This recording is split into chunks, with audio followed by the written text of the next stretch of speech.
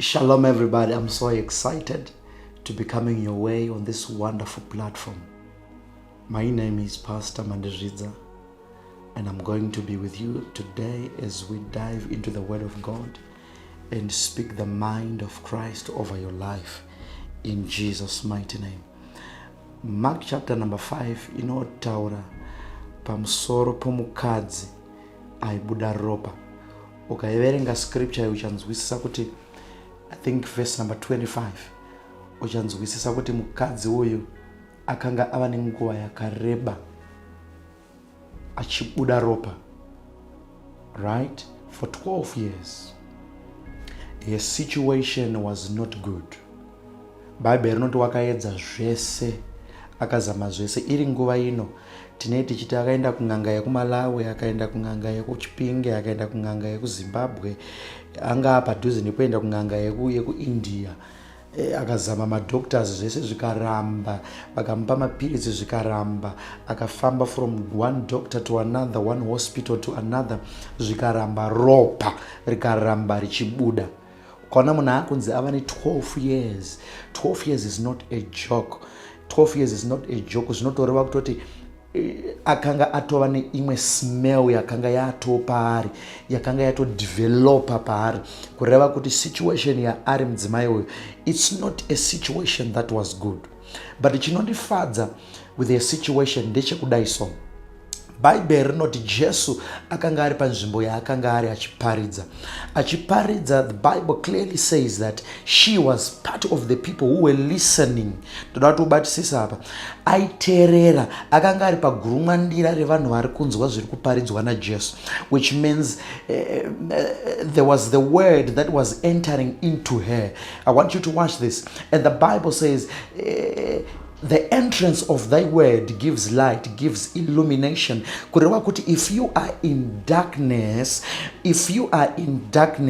you need the word. When the word comes upon you, you receive light. Watch this. Genesis, the Bible says, and God created the heavens and the earth.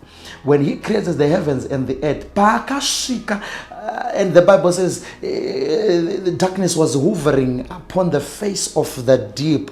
And he said, let there be light. He spoke his word. He spoke the word. He said, let there be light. And there was light. So which means if God did not speak to say, let there be light, there was not going to be light. So he was trying to teach us that in the realm of the physical, if you don't speak things into existence, you remain in darkness. Now, this woman now, now mukadzi uyu ari pagurumwandira Jesu raari kudzidzisa, raari kutaura shoko. Chinondinakidza ndechekuti kune chakamubata chaakanzwa shoko paraiuya. Saka whenever you are in a service, pari kuparidzwa shoko raKristu rechokwadi, usamirire kuturikwa ruoko pamusoro pako. Itonzwisisa kuti shoko pariri kuuya, because the Bible says at the entrance of thy word brings illumination. The entrance of thy word, you receiving the word, my God, there are things that will start to happen in your life. And the Bible says faith comes by hearing, hearing by the word of God. So without the word of God, you don't have faith.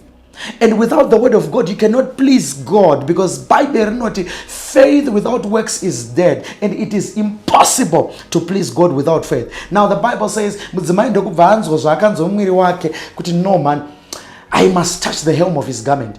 Chakaita kuti chitrigger that feeling in this woman, it was because kune shoko rakanga richipinda maari, haana kublock the word, akavhura mwoyo wake, because semunhu angari musituation yairwadza, she was willing to do anything for her healing. And the Bible says ani chaakanzwa ndokubva no, let me touch the hem of Jesus' garment. My God, kureva kuti number one ani shoko raanzwa, number two shoko rauya rikampa faith kuti ndikangobata mpendore wenguva ya Kristu ropa iriri kumira. Am I talking to somebody here today?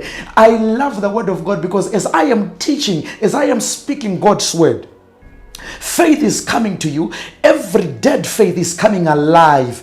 Unogona unge uri panhoo yerufu. Unogona unge uri musituation yekuti Mwari mukasandipindura nhasi, death is going to overshadow me. Unogona unge uri musituation yekuti murume ari kukurova. Unogona unge uri musituation yekuti things are not moving well for you.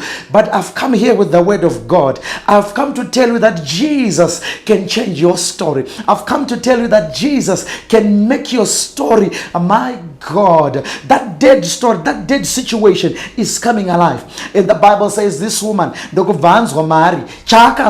faith. You only need faith for God to start to do something in your life. That's why you hear the Bible. Pese Jesu paaiporesa munhu waitanga abvunza kuti unotenda here, kureva kuti kutenda is your password to your miracle. My God, and let me repeat this, kureva kuti faith is the password to your miracle. You are busy running for miracles instead of you to run for the word.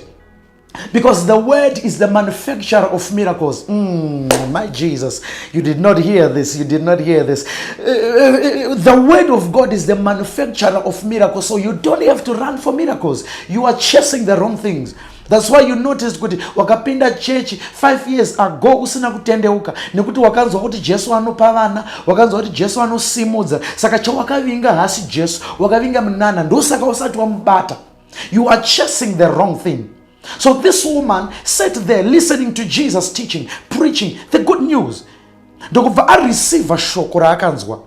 Akanzwisa kuti I have to know, I have to have the knowledge of whom God is. Ndokubva ati, let me touch the helm of Jesus garment. And the Bible says, ndokubva abata helm ya Jesu. Akabata mpendero yenguva ya Jesu. The Bible says, Jesu ndokubva ati, ndiani kuandibata? Simba rangu rapera. Kuna vakabva vatoimba vakatanga kuimba vakati ndiani wandibata, simba rangu rabuda. Ndiri kuda munhu masikati anhasi mangwanani ano kana manheru anobata mpendero wenguva ya Jesu nekutenda, kuchidzwisisa kuti pandiri kubata mpendero wenguva ya Kristu pane chinofanirwa kubuda maari, but hachisi kubuda chichirasika, chiri kubuda chichiuya mandiri. My God, chiri kubuda chichipinda mandiri. Pachiri kupinda mandiri chodhila ne every situation in my life. Instantly, the Bible says this woman's issue ended. Imagine 12 years of paying nangas, 12 years of paying sangomas, 12 years of moving from one hospital to another, 12 years dzekudya mishonga, dzekudya midzi, vanhu ndofunga akadya nempopo, akadya nemidzi yempopo yemango, whatever, akatraya zvese because your situation was bad. But ndauya kuzokudza masikati anhasi, mangwana anhasi, manheru anhasi, you just need Jesus. Open up your heart. Let him speak this word. Let this word that I'm teaching you now, let it come into you and you receive faith. When you receive your faith, that situation will end. A 12-year problem just ended by the word of God. I pray for you today in the name of Jesus. May God change your story.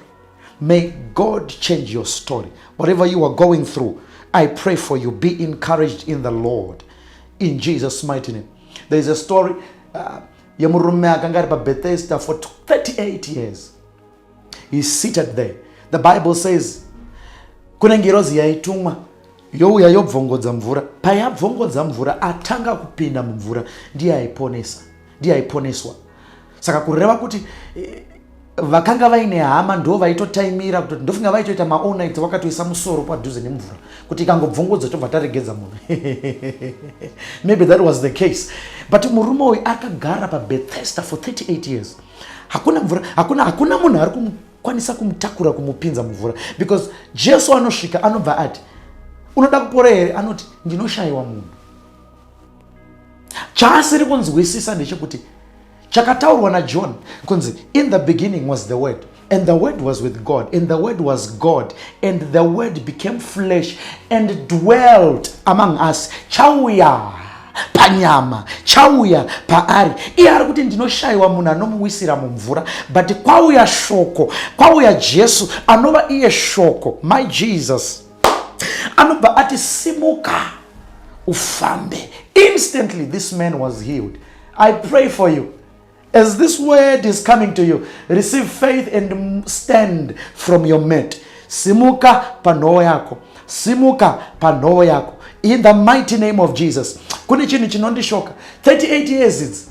I want you to listen to this very carefully. This is very powerful. It will help you. 38 years zemurumo. Ndakatsvaga ndikanzwisa ndikaona kuti no. It was not a coincidence. Zvese zvinoitwa naMwari zvine nguva yazvo. 38 years. Ukaverenga shoko raMwari. Bible rinoti Jesu wakarohwa shamu dzinoita 39. Akarohwa shamu akuendeswa pamuchinjikwa. If you research now, you are going to realize that zvirwere zvese zvinonetsa vanhu munyika dzino zviri in 39 categories, including wana COVID, HIV, cancer, fibroids, whatever. Zvese zviri in 39 categories. Saka uri kuzviona here kuti 38 years semurume agara pa Bethesda.